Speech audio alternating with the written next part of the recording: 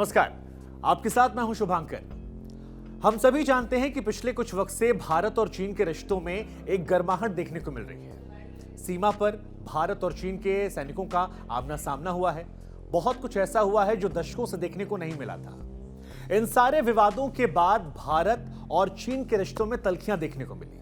आलम यह रहा कि आज भारत एक तरफ पाकिस्तान तो दूसरी तरफ चीन से लगातार मुकाबला कर रहा है।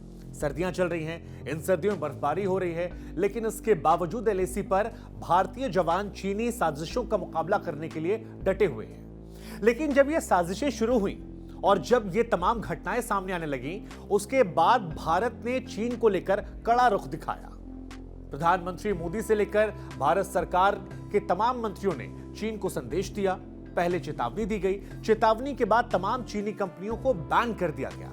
ये तमाम खबरें हमने देखी। तमाम चीनी प्रोजेक्ट्स को रोक दिया गया। तमाम चीनी ऐप, टिकटॉक जैसे तमाम बड़े ऐप्स जो भारत में काफी प्रचलित थे, उन पर पूर्णतः बैन लगा दिया गया।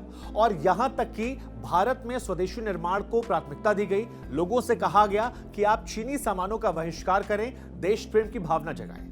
ये बात हम सभी जानते हैं। दीपावली का मौका हो या नए साल का मौका, तमाम भारतीयों ने इसमें बढ़ चढ़कर हिस्सा भी लिया। और आज चीन, जिसे हम कोरोना विलन के नाम से भी जानते हैं, वो पूरी दुनिया में भी अलग थलग पड़ गया है।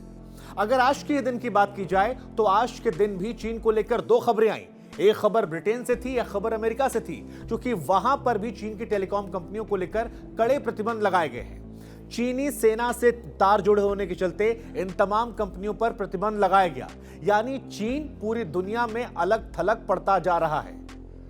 अब इन सब के बीच में खबर ऐसी आई जिसने हमारा ध्यान आकर्षित किया और जिस खबर को हमें आपको बताना जरूरी है। यह खबर यह है कि भारत के अंदर एक चीनी कंपनी को कॉन्ट्रैक्ट दिया गया है। यह कॉन्ट्रैक्ट है STEC को लेकर। शंघाई की कंपनी है, टनल बनाती है, और इसे कॉन्ट्रैक्ट दिया गया है अशोकनगर से लेकर साहिबाबाद तक के बीच में 5.6 किलोमीटर लंबी एक टनल बनाने के लिए। अब यह खबर अपने आप में हैरान करने वाली है, क्योंकि एक तरफ पिछले कई महीनों से लगातार ये कैंपेन चल रहा है कि चीनी सामान का बहिष्कार किया जाए, 1 इंच जमीन नहीं दी जाएगी, दुनिया में चीन को हमने अलग थलग कर दिया। वो चीन जो पाकिस्तान का साथ देकर हिंदुस्तान में घुसपैठ करवाना चाह रहा है, वो चीन जो नेपाल के रास्ते हिंदुस्तान को परेशान करने की कोशिश कर रहा है, वो चीन जो अपनी विस्तारवादी नीतियों के चलते हमारे अलग अलग प्रदेशों में अलग अलग हिस्सों को अपना हिस्सा बताता है, कहीं कब्जा करने की कोशिश करता है, चाहे वो अरुणाचल हो, चाहे वो उत्तराखंड हो। उसकी एक कंपनी को ठेका मिलना अपने आप में हैरान करता है। यह ठेका हमने जैसा कि आपको बताया कि 5.6 किलोमीटर लंबी टनल को लेकर है। और इस खबर में एक और चीज भी है, वो ये है कि इस कंपनी ने सबसे कम पैसा अप्लाई किया, जिसकी वजह से बताया जा रहा है कि उसे टेंडर दिया गया।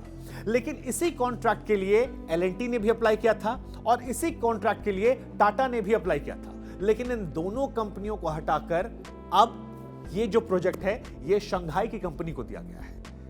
हालांकि इसमें अपने तर्क हैं। जब हमने ऑफिशियल से बातचीत की सवाल जवाब किया तो उनका यह कहना है कि सारे मानकों का ध्यान रखा गया है और इन मानकों के ध्यान के आधार पर यह कॉन्ट्रैक्ट दिया गया है।